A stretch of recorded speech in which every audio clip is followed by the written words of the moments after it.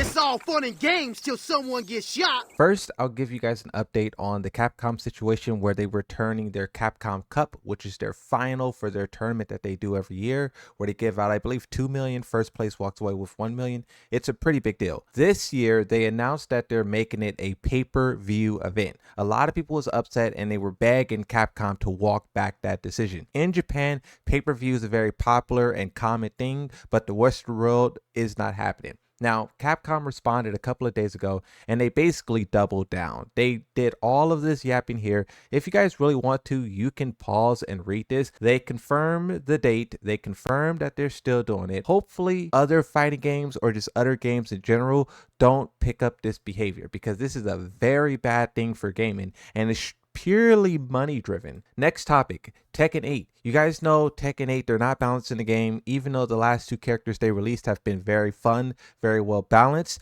people still want the pre-existing base roster, previous DLC characters to be balanced as well. Bandai Namco was responding to some players on Twitter and everyone in the comment section was going at this account's neck. People want this game to be balanced. I was doing some research and I rediscovered this video here from Harada where he held up his camera to the phone and he says, "Nina nerfed confirmed." This was in season 1. It's funny how out of all the characters for him to call out, Nina was still powerful and still like one of the strongest in season 2.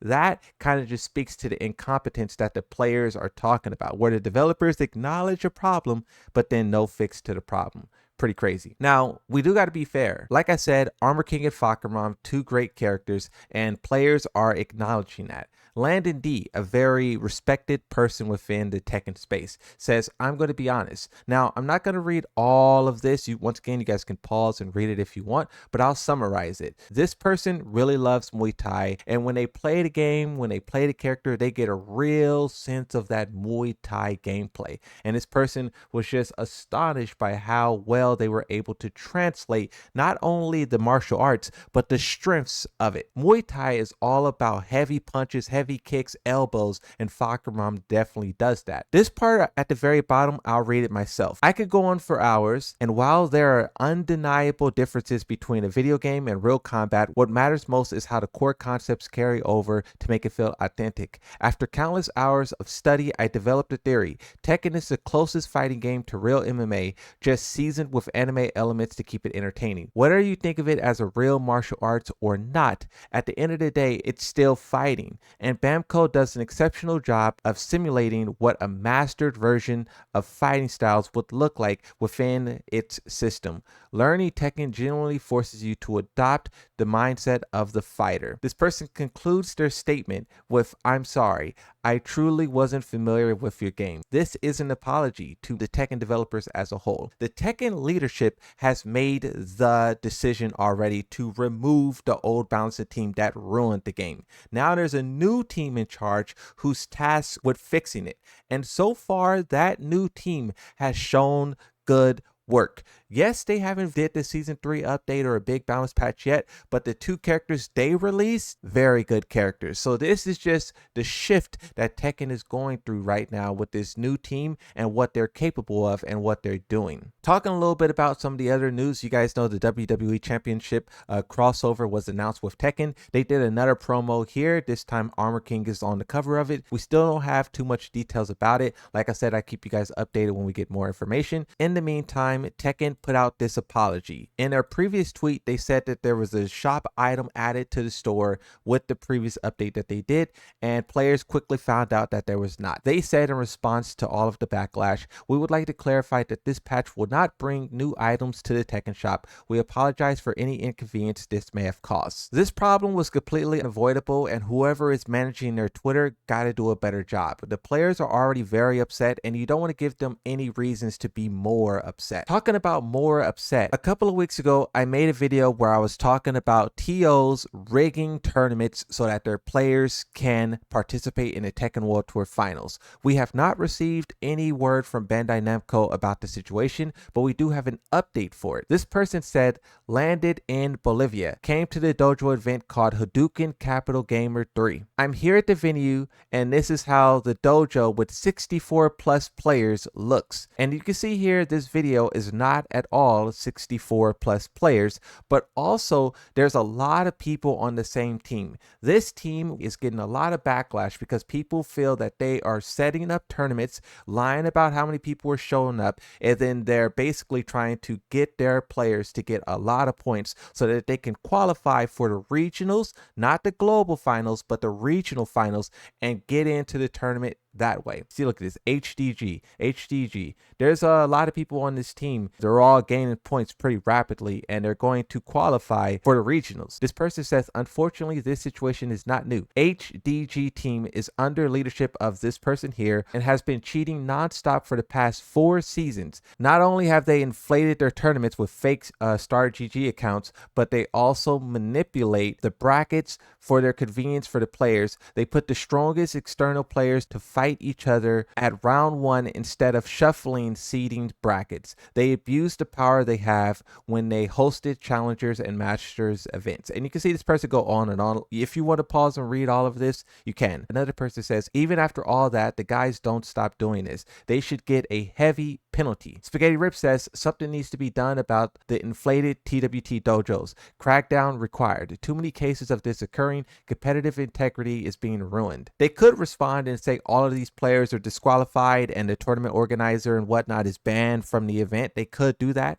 But for right now, they are silent, and I'm hoping they're doing some investigation because, like I said before, and I'll say it again, these guys need to be found 100% guilty, then face the consequences. Now, another situation that is very heartbreaking, you guys know King Ray Jr. This guy is one of the best Oscars on the planet. This is also his father, which is King Ray Sr., and then you have the little brother. Basically what happened is the Twitch account was permanently banned. King Ray Sr. says, so I managed to not only get my Twitch account suspended, but also King Ray Jr.'s for allowing my youngest son to stream some Tekken from his account with my supervision. If anyone knows someone at Twitch, could you assist me in getting their accounts reinstated? I would appreciate this. You can see King J in the responses also trying to help out as well. So as you can see here, he says that he is making a Kick account and also will be streaming on a YouTube channel. So you guys go and subscribe to their channel and watch them there. Also about tournaments, you have Knee. When he was eliminated from tournaments, he started to complain about PS5 Slim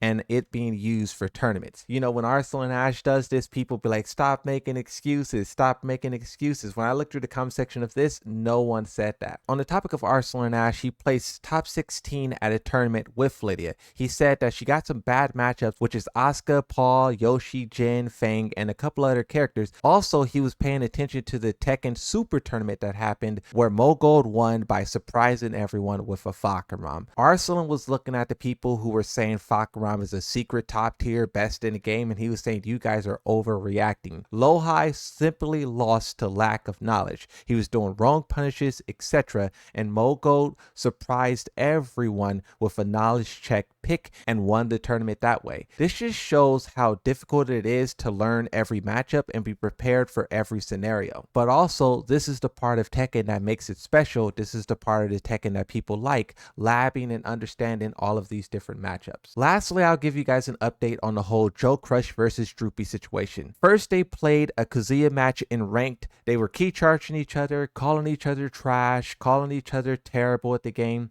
and it was a bit of a back and forth. Things got heated though when Droopy started to clown Joe Crush about some of the things he experienced in the past, bringing up his marriage, bringing up his weight, bringing up his job, bringing up a lot of things. This was a real below the belt type tweet. Long story short, Joe Crush responded to all of it and said, put up $1,000, first to 10 me offline, be there. Droopy did not respond to this. A lot of people were saying he was dodging, which he definitely is. You can't go below the belt but then not take up the bounty. Mike Hollow gets involved. He tries to middleman the situation. The end result was a first to 10 online for 200. Now once again, Droopy dodged this. There's a lot of people online who was making fun of him for dodging. Joe Budden even set up a GoFundMe for Droopy and collected $200 within 20 minutes. So Droopy could have participated in this event with no cash out of his own pocket, and he still was dodging. Everyone was looking at this and was completely blown away by it. Not only did you call this man trash, but you also went below the belt talking about his marriage and other things. And now you're dodging the set. At this point, Droopy is catching shots from every which directions, and he's dodging literally all of it.